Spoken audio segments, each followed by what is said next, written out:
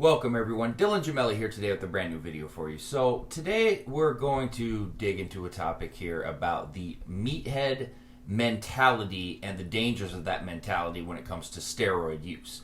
But before we get into that, I have to reiterate to you that I'm not a doctor. Anything I say in these videos is for your entertainment purposes only. What you do with this information is completely and utterly up to you. I'm not advising nor condoning you to use any of the things that we talk about whatsoever. So meathead mentality and steroid abuse. Now, let me preface this and make this perfectly clear, okay? Because I know that there's going to be some people that have their little comments and little things to say. When we're talking about people that are competing, this is a little bit different, okay? We're talking about, with this meathead mentality, just your average person, which is like 95, 96, 97, 98% of us. The competitors and people going for pro cards and things are like in the 1 to 2%. It is such a small thing. So let me just clear that up now before somebody points out, what about the competitors? Well, they need more. Look, they need more to get to where they're going. It still doesn't make it good. It still doesn't make it smart. And it still definitely doesn't make it healthy. We've seen, I'm not going to bring up names because rest in peace to these people. We've seen what the type of meathead mentality can do to certain people that we have all, including myself, had a lot of respect for, that have contributed so much to us and our understandings. But it doesn't make it right. And it doesn't make it a way to increase your lifespan. So what am I talking about here? A meathead mentality is that you always need more. You've always got to go higher. Everybody needs this much or you're not going to make these gains or da-da-da-da-da-da-da. And then people will go, well, look at you. You don't weigh 300 pounds, so of course you don't think you need that. Look, I'm not trying to be Mr. Olympia. I've made it perfectly clear a million times. I am not some hardcore bodybuilder. I've been an athlete my whole life.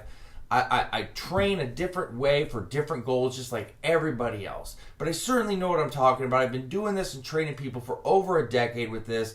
You don't have to be 500 pounds to know what it takes to make gains with certain compounds. Okay? And if you think that, then my channel's probably not for you. But what I do is I teach people how to get the most out of what they're doing, all right, to be as aggressive as they can in the most conservative fashion.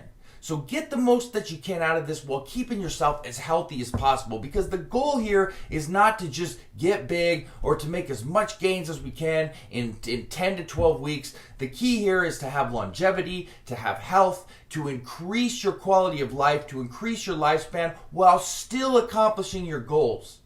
Okay? You have got to think long term. If you live in this short-term mindset, and you have this like quick fix that you need, it's not going to be good in the long run. Some people like to live in the moment. And listen, I am the first one to tell you when I want something, I want it right now. You ask my wife about this. I'm so difficult when I want something right now. But then I have to sit back and go, dude, you teach people to do one thing. Do not be a hypocrite. All right? But it's difficult for all of us. And I get it. So when guys come to me, I try to be more sympathetic on this regard where they want something now. But you have these guys out there telling you, oh, well, you're not going to make gains without at least 500 milligrams of test, at least. And you need a gram of test to do this, and you need to be running 5 and 6 compounds. And, well, what about if I'm a little bit bigger? Don't I need a lot more? Okay. Guys and women out there, just remember this concept that a little bit goes a long way. Now, there are certain compounds that do require a little bit heavier dosing, and I've talked about this. Something like Equipoise, something like Prevabol, and something like Masteron. 300-400 milligrams of those likely not going to get you where you want or get the most out of it. You need to go in that 500-600 range. But when we're talking about your decas, your trends, your test even, you know, running D-ball 6 and 8 weeks, things like that. This is completely unnecessary. It's not needed, and it's not going to be helpful to you. Just let me break this down for you too. When you start running higher amounts of steroids, you're going to have a greater amount of side effects, which in turn is going to make your recovery a lot more difficult, which then in turn equates to you having a lot more difficulty keeping your gains. Okay? Look, not me, not anybody else can tell you what kind of gains you'll make or keep. Everybody's different. Everybody's body is different on how they respond to things. All right? But I can tell you this. When you keep your side effects lower, when you run a more complete PCT, all right, when you follow the necessary steps to protect yourself and do things the right way, your likelihood of keepability is far greater than if you just abuse your dosing, run things too high, let estrogen get out of control, let blood pressure get out of control. The list goes on and on and on. Heavy amounts of suppression. It's going to be a lot more difficult to not only keep your gains, but to recover and also in your long-term health. I see people that want to run Tren, Clen, Halo, this, stack them all, do this, do that, gram a test, 600, 700, 800 milligrams of Tren. I mean, look, when you get this kind of advice, you have to think to yourself, does this really sound good to me? Does it really sound smart? Look, anybody can take, 5, 6, 7 compounds, eat 5,000, 6,000 calories a day and get big. It's not difficult. It's not. Just because somebody is a certain size does not mean they know what they're doing when it comes to this. They can get that way, look phenomenal, but their health long term, okay, is definitely not going to be there. Their concern for you is not there at all. You have to think about these things, all right? Yes, when you see a trainer that's in good condition, of course you're going to listen to him more than somebody that's not. But being in good condition and just being massively huge and da-da-da-da-da and hurting yourself doesn't mean that what you're doing is right. It just doesn't. Some of these guys do it the right way. They're just naturally gifted. Listen, I'm good friends with a lot of competitors. I'm not saying that they're all meatheads. Don't mix my words on this. I have some really close friends, some guys that really know what they're doing, and they are just genetically gifted, and they really get after. I mean, they put in work like you cannot believe, upon work upon work upon work. Look, I have to put in a ton of work to stay a certain body fat all year to keep the conditioning that I have and da-da-da.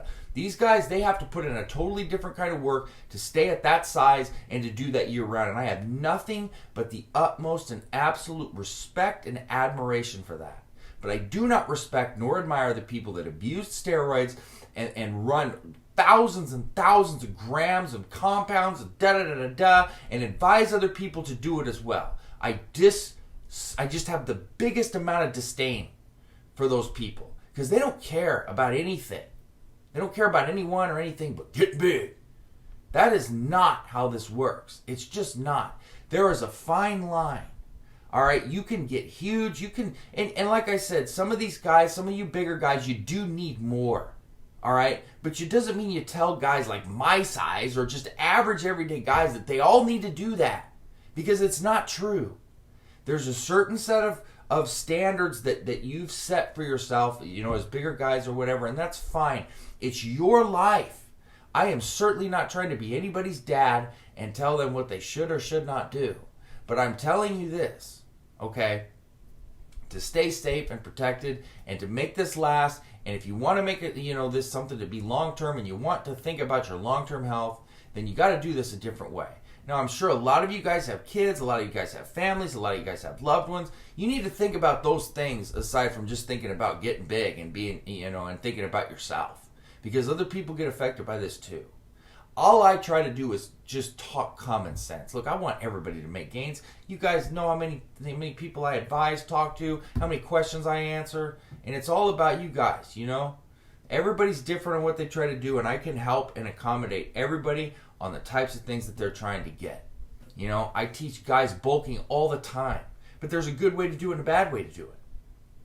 So, it's a process. It's one of those things that you never go overboard on. You do it the right way. You do it in moderation. And you get what you need out of this, and you extend your quality of life and your lifespan. That should be the goal here. Get the most out of this you can and be as happy as you can and feel as good as you can. So that's the meathead mentality on steroids that I wanted to discuss. I know everybody's got their opinions. There's going to be some guys that still are meatheads and still have something to say, and that's fine. It's America. So that being said, www.icearms.com/forums. I'm also on the evolutionary forum as well as the elite fitness forum. You can also email me, dylan@icearms.com, and please don't forget to subscribe to the channel. That being said, stay tuned for plenty more to come. Dylan Gemelli, signing off.